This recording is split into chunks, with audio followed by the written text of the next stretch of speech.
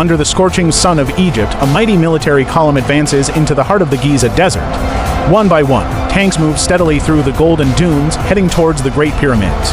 It's a scene both majestic and powerful, where the antiquity of a civilization meets the might of modern military technology. Suddenly, the sky turns gray and lightning storms appear. Amidst the tempest, a fleet of alien spacecraft descends from above, initiating an unimaginable battle.